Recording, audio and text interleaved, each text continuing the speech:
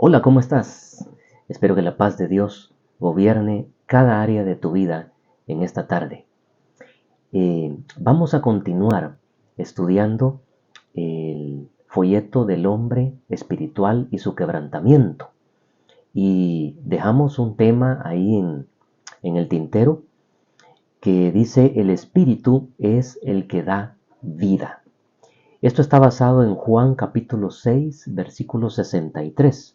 Si puedes buscar en tu Biblia el pasaje, como siempre estamos recomendando tener en estos videos un cuadernito, un bolígrafo, una Biblia, es esencial. Si quieres poner dos versiones de la Biblia ahí en los estudios, pues excelente. A veces es bueno comparar una buena versión con otra para poder ampliar el sentido de la letra, el texto, que sea más comprensible a nuestro entendimiento.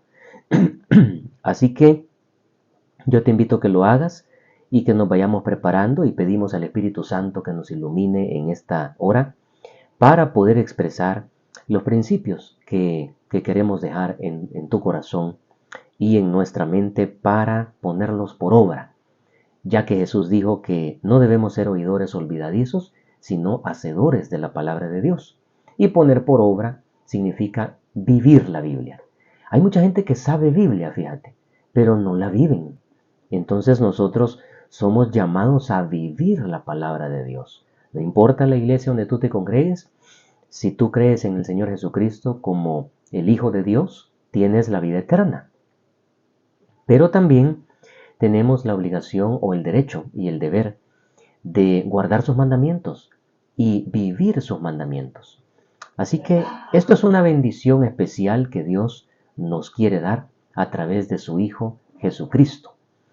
Voy a leer entonces el versículo Juan capítulo 6, verso 63, que dice de esta manera: el Espíritu es el que da vida.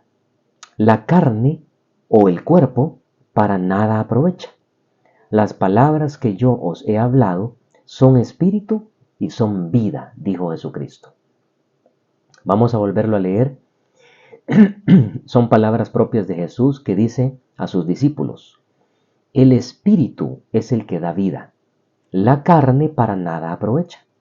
Las palabras que yo os he hablado son espíritu y son vida. Qué tremendo texto el que tenemos aquí, del que nos vamos a apoyar para este párrafo que Watchman Nee escribió en su libro El quebrantamiento del hombre exterior. Jesús está resaltando que lo que realmente trae la vida de Dios a nuestro corazón, a nuestra alma, es el Espíritu Santo. Y el Espíritu Santo se comunica con nuestro espíritu. Y luego pues esto se transfiere al alma, que es la mente de la persona o el yo. Y el alma lo transfiere al cuerpo, ¿verdad? Así que ese es el orden bíblico, o el orden de los factores espirituales dentro de lo que es el reino de Dios. El espíritu es el único capaz de provocar la vida o hacer surgir la vida espiritual, la vida de Cristo en cada uno de nosotros. Es en ese sentido donde podemos entender que la carne para nada aprovecha. No está diciendo que el cuerpo no tiene una utilidad, que el cuerpo no sirve para nada. No, hay muchas funciones del ser humano que tienen que ver propiamente con su cuerpo. Y el cuerpo Dios lo dio, y el cuerpo es para Dios, dice el apóstol Pablo en Corintios. Pero en el sentido de que el cuerpo no nos puede llevar a lo espiritual, está diciendo Jesús. El cuerpo no es el origen de lo espiritual. El cuerpo no es lo que va a transferir el deseo de Cristo a nuestra alma, sino que el orden es al revés, es el espíritu, perdón, el que le da vida a la persona, o el que trae, para nuestro mayor entendimiento, la vida de Dios a nosotros. El cuerpo en realidad viene a ser como un contrapeso, porque ahí es donde mora el pecado, en el cuerpo, en el hombre carnal. Por eso dice, la carnalidad del cuerpo no abona en este sentido. Y Jesús dice, las palabras que yo les he hablado son espíritu, es decir, llevan, llevan el Espíritu Santo implícitas en ella. Disculpen que estoy un poquito afectado de la garganta, pero estamos haciendo el esfuerzo para poder dejar una palabra de edificación a tu vida en este canal, edificando nuestra fe. Así le hemos puesto al canal, así lo puedes buscar y compartir, edificando nuestra fe. Y eso es lo que pretendemos. Así que todo lo que Cristo dice conlleva el poder del Espíritu Santo. Van hacia el espíritu del ser y transmiten vida, fuerza, esperanza, fe. O sea, todo eso es vida, es la vida eterna. Todo lo eterno es transferido por medio del espíritu de vida o el espíritu de Dios. Dice Watchman Nee en este párrafo: si deseamos servir al Señor eficazmente, debemos reconocer al menos una vez que el Espíritu Santo es el que origina la vida de Cristo en nosotros. Si no lo reconocemos en este momento, lo tendremos que hacer más adelante. Si no vimos esto claramente desde el primer día que creímos en el Señor, tendremos que verlo tarde o temprano con claridad, aunque tardemos 10 años en reconocerlo. Muchos tienen que ser llevados hasta el fin de sí mismos y ver lo vano de sus obras para que se den cuenta de lo inútil que somos a través de nuestros pensamientos y sentimientos. No importa cuánta gente pueda ser ganada por medio de tus pensamientos y sentimientos, el resultado es vano. Tarde o temprano tendremos que confesar que es el Espíritu de Dios el único capaz de transferir la vida de Dios al ser humano. Solo el Espíritu puede dar vida. Ni siquiera nuestros mejores pensamientos y sentimientos pueden hacer eso. Definitivamente que no, ¿verdad? El hombre solo puede recibir vida por medio del Espíritu de Dios. La palabra de Jesús siempre tiene la razón. El que imparte la vida es el Espíritu de Cristo. De hecho, hay un pasaje en Corintios que te lo debo, pero que recuerdo que dice que el Señor es el Espíritu, y donde está el Espíritu de Dios, ahí hay libertad. Y eso significa ahí hay vida, ahí hay esperanza, ahí hay restauración. El Señor, dice, es el Espíritu. Imagínense cómo está interconectada la Trinidad, ¿verdad? Cristo dijo: el que me ha visto a mí, el que me ha oído a mí, ha oído al Padre, ha visto al Padre. No necesitan ver al Padre, yo represento el deseo del Padre, el rostro del Padre, la voluntad del Padre, el carácter del Padre. Entonces el que ha visto al Hijo ha visto todo eso del Padre. Y el que conoce al Espíritu Santo conoce a Cristo, porque el Señor también es el Espíritu, dijo Pablo. Y donde está su Espíritu, hay un efecto espiritual, de libertad, de rompimiento de cadenas espirituales. Así que no es solo de decir yo soy evangélico. Si te fijas, no es así nomás. Es algo más profundo que decir yo me congrego en tal parte, en tal iglesia, yo voy todos los domingos a tal parte. Pero si el Espíritu de Dios no ha obrado a profundidad en ti, en tu carácter, en nuestra vida, entonces realmente no se produce esa liberación que tanto necesitamos. Seguimos leyendo aquí. La palabra de Dios nos dice pues que el que imparte la vida de Cristo a nosotros es su Espíritu. Muchos obreros del Señor tienen que pasar por diversos sufrimientos y fracasos antes de poder ver esto hecho realidad. Ya que es el Espíritu el que da vida, solo cuando el Espíritu es liberado puede ser regenerado el pecador y edificado como creyente. La regeneración transmite vida y hace que otros reciban vida, así como la edificación transmite vida y hace que los creyentes sean edificados. Sin la intervención del Espíritu no pueden llevarse a cabo ni la regeneración ni la edificación. Edificar es construir. ¿Qué construimos como cristianos? A través de los mandamientos, de los preceptos y de la vida de Cristo. Se le llama vida de Cristo a la vida que Cristo quiere que vivamos. Como dijo el apóstol Juan en una de sus cartas, el que cree en Cristo debe andar como Él anduvo, es decir, debe vivir con los valores y la fe y el carácter y la manera de ser que Cristo tuvo. Qué lindo eso, que poder entender estas palabras. Pero es también un reto poder entenderlo. Así que la vida de Cristo viene con el Espíritu Santo, nace en el Espíritu. Recuerdo la experiencia que tuvo Ezequiel en el capítulo 37. ¿Se acuerdan de Ezequiel 37? Donde Dios lo lleva proféticamente al valle de los huesos secos, a Ezequiel, mostrándole que el pueblo de Israel volvería a resurgir de sus tumbas y de la ruina, y cosa que ya se cumplió, por cierto. Pero recuerdo cómo Dios le dice: sopla sobre estos huesos y llama al Espíritu y di: Espíritu, ven de los 4 puntos cardinales, le dice, y sopla sobre estos huesos secos. Mire qué interesante la fe, creerle a Dios, confesar con la boca lo que Dios te dice. La unción del Espíritu Santo libera el poder de Dios. Así Jesús también dijo: háblale al monte, llámese el monte un problema, una deuda, una enfermedad. Háblale por fe la palabra de Dios, lo que tú crees que Dios es capaz de hacer. Y si eso está dentro de la voluntad de Dios, se hará. Con perseverancia y fe y paciencia alcanzarás esas promesas. Así que Ezequiel sopló y el Espíritu de Dios comenzó a resucitar aquellos huesos que estaban calcinados.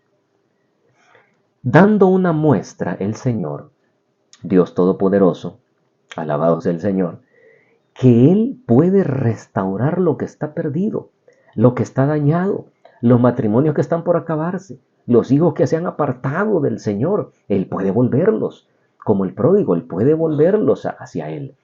Él puede hacer cosas grandes. Él puede restaurar lo que está arruinado, lo que damos por perdido o lo que está muerto. Ya sea literalmente muerto o espiritualmente alguien puede estar muerto. Pero si tú intercedes con fe y pides al Espíritu de Dios que le dé vida a lo muerto, Dios lo hará. Sea lo muerto una persona, sea lo muerto un área de tu vida, lo que sea que se ha dañado, que está destruido, que está aniquilado o que está herido, Dios puede sanarlo y restaurarlo, pero necesita nuestra colaboración para hacerlo. Así que es el Espíritu el que trae la vida de Cristo a nuestro ser. El Espíritu imparte el carácter de Cristo, la fuerza de Cristo, la fe de Jesús. Fíjate que hay una versión de la Biblia que en Marcos 11:23 dice, en la Reina Valera dice: tened fe en Dios. En otras versiones se aparece la frase: tengan la fe de Dios. O sea, ¿cómo puedo? Yo no soy Dios, pero tenemos el Espíritu del Señor dentro de nosotros. Y para poder realmente ver la gloria de Dios en un área de tu vida, tú debes creerle a Dios. Nadie que sea incrédulo va a ver o actuar a Dios en su vida. Pero por eso dice: tengan la fe de Dios. En otras palabras, no está diciendo sean dioses como yo. No. Eso es lo que el diablo le vendió allá en el Edén a Adán y a Eva, ¿verdad? Serán como él. Pero no es esa la cosa. La cosa es así, mira. Hagan lo que Dios hizo. Imiten a Dios en eso. ¿En qué? Hablen fe. Qué importante es eso. Hablen como Dios quiere que hablen. Hablen para edificar, no para pelear. Pero hablen también cosas que fortalezcan a otros, no que los debiliten. Hablen fe. Diga el débil, dice un versículo: fuerte soy.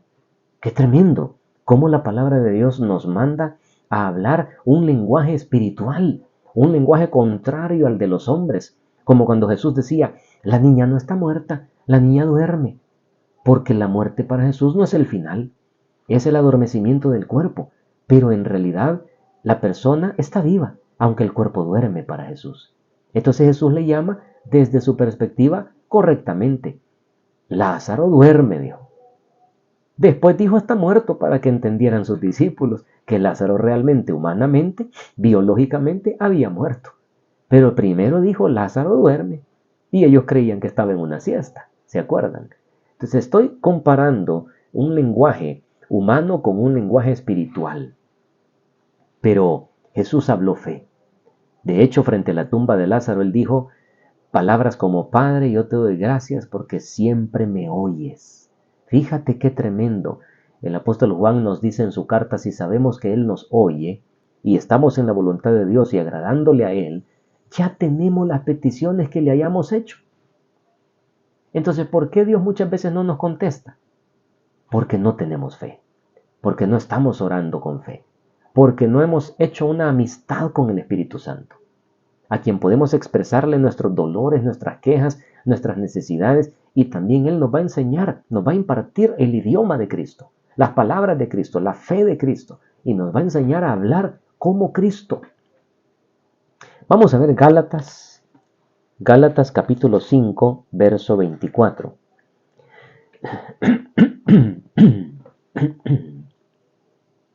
Busca en tu Biblia Gálatas 5, 24. Dice la palabra del Señor, pero los que son de Cristo han crucificado la carne con sus pasiones y deseos. Si vivimos, o sea, si tenemos vida eterna por causa del Espíritu Santo, caminemos también por el Espíritu.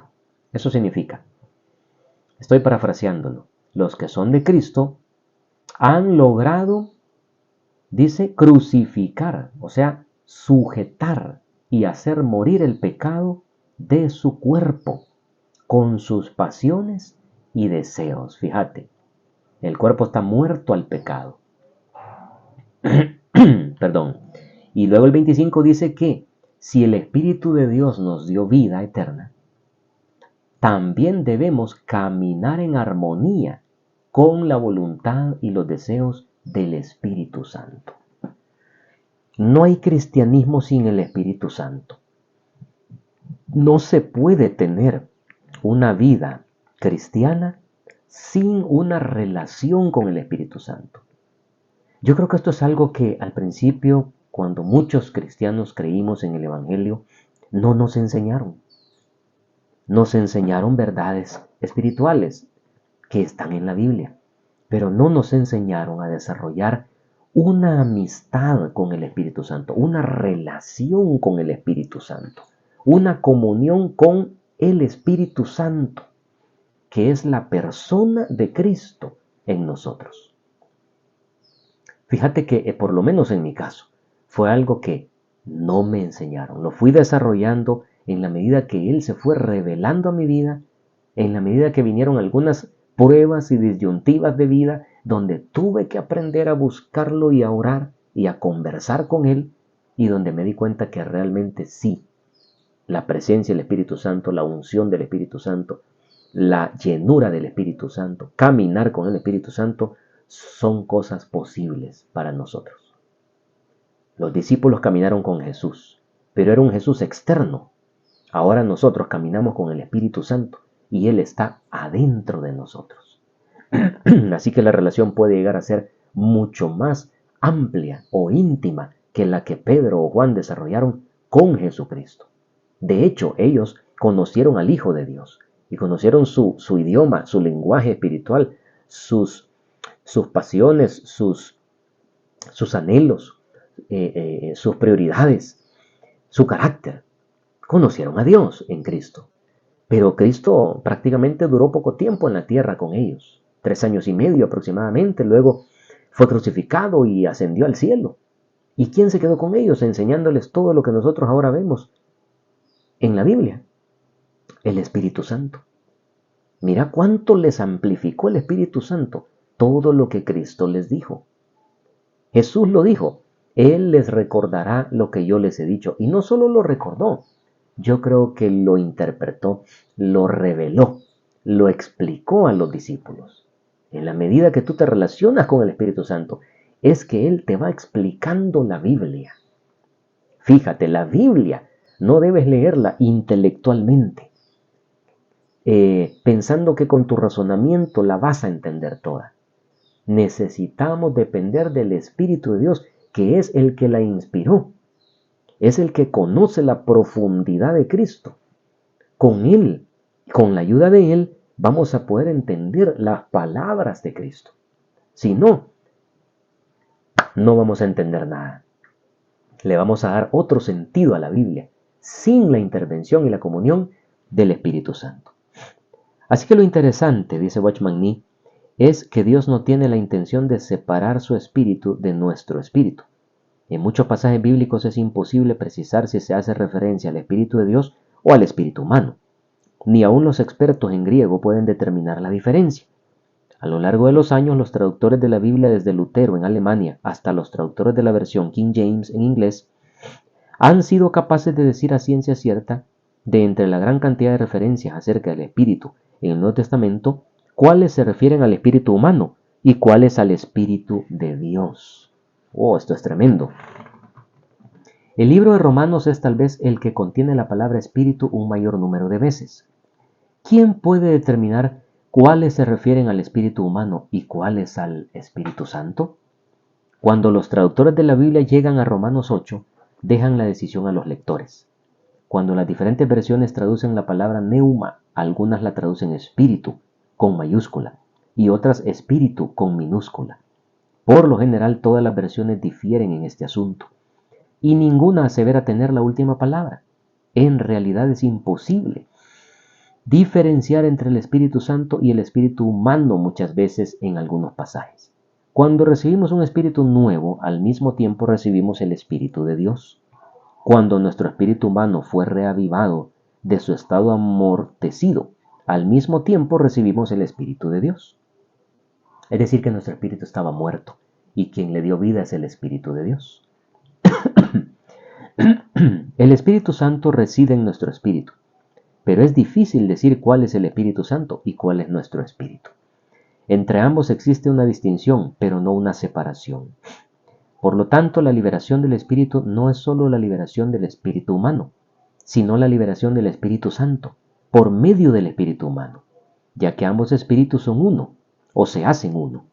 Entre ellos puede haber una diferencia en cuanto a terminología, pero no en hecho. La liberación del espíritu es tanto la liberación del espíritu humano como del divino. Cuando otros tienen contacto con nuestro espíritu, tocan al mismo tiempo al Espíritu Santo. Si proporcionamos a otros la oportunidad de tocar nuestro espíritu, debemos agradecer al Señor porque al mismo tiempo tienen la oportunidad de tocar al Espíritu de Dios o activarlo. De hecho, nuestro espíritu es el medio por el cual traemos el Espíritu de Dios al hombre. Cuando el Espíritu de Dios opera, lo hace por medio del espíritu humano. Miren qué tremendo. Vamos a ver aquí dos citas. Mateo 11. Espero que esté bien esta cita. Mateo 11, 29 y 30. Es cuando Jesús dijo: llevad mi yugo sobre vosotros y aprended de mí, que soy manso y humilde de corazón, y hallarás descanso para tu alma, porque mi yugo es fácil y ligera mi carga. Tiene que ver con lo que estamos estudiando por causa de que el yugo de Cristo era la voluntad de Dios en su vida. O sea, vivir bajo la voluntad y obedeciendo a la voluntad de Dios en su vida era su yugo. Y dice él, si en realidad lo llegamos a entender en el espíritu, es un yugo fácil y su carga es más ligera que vivir la vida en la carne o en la facultad, razonamiento y fuerza humana. Ahí está el sentido de esa palabra. Ahora vamos a 1 Corintios, capítulo 12, versículo 7. 1 Corintios 12, 7. Dice: a cada uno le es dada la manifestación del Espíritu con mayúscula, para provecho. El Espíritu de Dios, lo que está diciendo Watchman Nee aquí, a veces es un poco complicado de comprender o de explicar, pero el Espíritu de Dios opera en nuestro espíritu y nuestro espíritu está ligado al Espíritu de Dios. Así que lo que es espiritual genera cosas espirituales y lo que es de la carne genera carnalidades. Lo que viene del intelecto genera intelectualidad. Uno tiene que examinar el origen de las cosas, de lo que tú estás viendo, o a quién estás oyendo, qué estás aprendiendo, qué estás leyendo, cuál es el origen de lo que estás prestándole atención. Porque hay unos orígenes que son carnales, fraudulentos. Hay cosas que se originan en la mentira, otras que se originan en la tecnología, y cada cosa tiene su lugar. Pero lo espiritual se origina en lo espiritual. O sea, solo lo espiritual puede dar a luz cosas espirituales. Y lo de Dios, porque hay muchas cosas que son espirituales. También Satanás es un espíritu y genera cosas espirituales. Pero lo de Dios, que es puro y es santo y es espiritual, lo genera el Espíritu de Dios. No puede algo carnal o humano, o el razonamiento humano o la tecnología, generar algo de Dios. Ahí es donde Cristo dijo, la vida en el cuerpo no aprovecha en el sentido de que pueda aportar algo espiritual. Es el Espíritu de Dios el que al final debe de provocarlo o traerlo a nuestra vida. Así que tal operación es similar a la electricidad, dice Watchman Nee, que circula por los aparatos electrodomésticos. No puede viajar en forma de relámpago por el aire, sino por medio de los alambres. No solo tenemos electricidad, sino también cables y conductores. Los alambres conducen la electricidad. En la física existe el fenómeno llamado carga eléctrica. Estar cargado equivale a llevar una carga. Si tenemos que conducir la electricidad, lo tenemos que hacer por medio de alambres eléctricos. Este mismo principio se aplica en cuanto al Espíritu de Dios. Él necesita el espíritu humano como medio que conduce el Espíritu de Dios. El Espíritu Santo es conducido por el espíritu humano hacia las personas. Está claro, ¿verdad? Cuando un hombre recibe la salvación, el Espíritu Santo empieza a residir en su espíritu. Pero este hombre puede ser utilizado por el Señor, dependiendo más de su hombre exterior que de su espíritu. El problema de muchos es que su hombre exterior jamás ha sido quebrantado. No hay un sendero manchado con sangre, ni heridas, ni cicatrices, ni desiertos. La consecuencia de esto es que el Espíritu de Dios se encuentra encarcelado en el espíritu humano y no puede expresar la vida de Cristo a los demás. En ocasiones el hombre exterior se mueve por el interior, pero el interior no responde. El hombre exterior se libera, pero el hombre interior permanece atado. Así que a Watchman Nee le interesaba muchísimo que nosotros entendiéramos que todo lo de Dios se deposita en nuestro espíritu. Pero esa es la parte de Dios. Pero la parte nuestra es seguir a Cristo, escucharlo, buscar su rostro, rendir nuestra voluntad a Él y por medio del quebrantamiento, que son experiencias de vida y espirituales a la vez que Dios traerá a nosotros para romper los barrotes del carácter y del pecado y dejar ir o dejar salir la luz de Cristo de dentro de nosotros. Vamos a decirlo así. ¿Te acuerdas cuando Jesús dijo, el que cree en mí, de su interior correrán ríos de agua viva? Ok, es lo que estamos diciendo. Esos ríos en muchos cristianos están bajo una poza, empozada el agua, o bajo una pila. No puede salir la vida de Cristo de ellos, por causa de que viven en sus razonamientos, en su carácter, no quieren botar cosas de su vida, están aferrados a cosas y personas, todavía abrazan idolatrías. Es en la medida que vamos creciendo espiritualmente, que vamos también siendo quebrantados y el agua de Cristo va saliendo de nosotros hacia otras personas, hacia el exterior, de tal manera que otros puedan ver la luz y el cambio de nuestra vida. No es posible que digan que somos los mismos de ayer o de antier o de hace 10 años o 20 años o el mismo antes de Cristo que ahora en Cristo. No puede ser. Aquel que ha abrazado la verdad de Cristo y sigue al Espíritu Santo, ha sufrido un cambio en su vida. Un cambio que determina una conducta distinta, una fe que crece, una liberación de esa agua de vida y una, por ende, utilidad en el cuerpo de Cristo. Habrá una utilidad, un aporte al cuerpo de Cristo, porque has crecido en Cristo y porque has sido transformado. Acuérdate de lo que dijimos al principio. La palabra quebrantamiento no necesariamente es un gran sufrimiento. No siempre es así. La palabra quebrantamiento implica transformación, liberación, restauración, sanidad interior. Sí van a haber lágrimas, sí van a haber procesos de dolor, procesos de renuncias grandes, procesos de cambio, de derribar idolatrías en el corazón. Y todo cambio duele y cuesta. Y todo proceso de transformación causa un dolor. A veces el dolor va a ser físico, a veces va a ser espiritual. Pero lo que sí te puedo decir es que si estás dispuesto a seguir a Cristo por donde quiera que Él vaya, te enfrentarás con esos procesos así como se enfrentó Jacob o el apóstol Pablo. Y terminarás siendo útil en el reino de Dios. Así que vamos a dejar en el siguiente capítulo otras nuevas verdades y enseñanzas y versículos que nos van a dar una luz muy grande sobre este tema. Que Dios añada bendiciones a tu vida y te añada a ti revelación en esta palabra que estamos compartiendo. Bendiciones para todos.